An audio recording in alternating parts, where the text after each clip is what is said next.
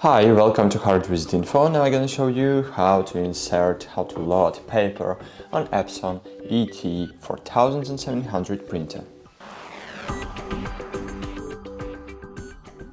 So first of all, we should find the paper container for the paper, and it's here. As you can see, there is a place for it for the paper. We have known putting out containers. Here is just one place for paper cards, and here we can change the size of of paper input size.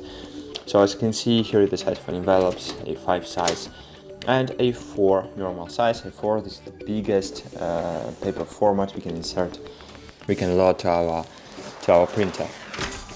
So prepare your paper sheets and wait a while and just load it here in this way. And now we can print documents using our printer. Thanks for watching, like this video and bye, see you.